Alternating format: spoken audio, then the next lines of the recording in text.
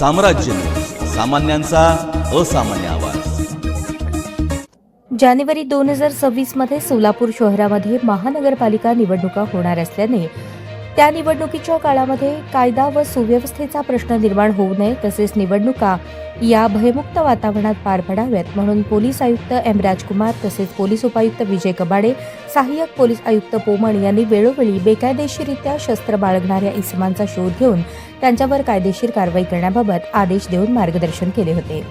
दिनांक 20 डिसेंबर 2025 रोजी गोपनीय बातमीदारामार्फत माहिती मिळाली की एक इसम धारधार तलवारी घेऊन रूपाभवानी मंदिराकडे जाणाऱ्या लिंगायत स्मशानभूमीच्या कंपाऊंड जवळ येणार आहे। बातमीच्या अनुषंगाने वरिष्ठ पोलीस निरीक्षक यांच्या आदेशाने पोलीस ठाण्याचे गुन्हे प्रकटीकरण पथकातील अधिकारी आणि अंमलदार यांनी लिंगायत स्मशानभूमीजवळ सापळा रचून दुपारी 3:30 वाजता संशयित इसमास गराडा टाकून पकडले। त्याचे नाव पत्ता विचारले असता त्याने त्याचे नाव मल्लीनाथ गुरलिंगप्पा निरगुडे वय 43 राहणार भवानीपेठ जम्मावस्ती सोलापूर असे सांगितले। त्याच्या ताब्यामध्ये अंदाजे 14,000 रुपये किमतीचा मुद्देमाल, एकूण 5 नग नंग्या तलवारी मॅनसह मिळून आल्या।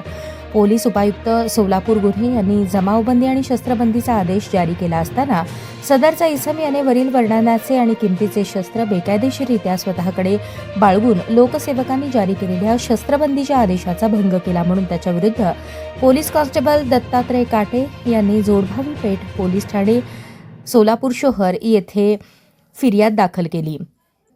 भारतीय हत्यार कायदा कलम 4/25 सह महाराष्ट्र पोलीस कायदा कलम 37(1) अन्वये गुन्हा दाखल करण्यात आला असून आरोपीस अटक करण्यात आली आहे।